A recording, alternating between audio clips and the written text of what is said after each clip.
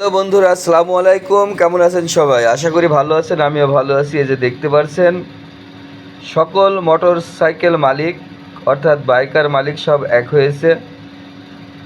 কয়দিন ধরে শুনতে পারছি যে আমাদের দেশে যারা গাড়ি চালায়, যাদের বাইক আছে, 110 সিসির উপরে যে বাইকগুলো আছে, 110 থেকে 125 সিসি পর্যন্ত প্রতি বছরে 2000 টাকা ট্যাক্স দেওয়া লাগবে, এবং 125 থেকে 165 পর্যন্ত 5000, তার উপরে প্রায় 10,000 8,000, এ আর কি।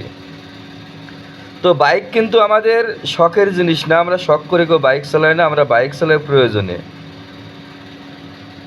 কেউ মোটর সাইকেল নিয়ে চকলেট বেচে, কেউ মোটর সাইকেল নিয়ে বিড়ি বেচে, কেউ সিগারেট বেচে, কেউ কোম্পানির চাকরি করে। আসলে রীতিমতো আমরা কিন্তু ট্যাক্স দিয়ে বাইক কিনি। একটা বাইক যখন বাইরের দেশ থেকে আসে, একটা বাইকের দাম যদি 70,000 টাকায় বাইরের দেশ থেকে কেনা হয়, সেই বাইকটাই আমাদের দেশে হয় 2,10,000 টাকা। এত পরিমাণ ট্যাক্স এর পরে বসানো হয়। তারপরে আমরা রীতিমতো গাড়ির ড্রাইভিং লাইসেন্স, গাড়ির কাগজ, এইগুলো ট্যাক্স আমরা দিতে থাকি, 2 বছর অন্তর অন্তর দিতে থাকি। তারপরেও এই আলাদাভাবে প্রতি বছরে এই 5,000 4,000 2,000 ট্যাক্স আমাদের সাধারণ মানুষের পক্ষে দেওয়া প্রায় অসম্ভব।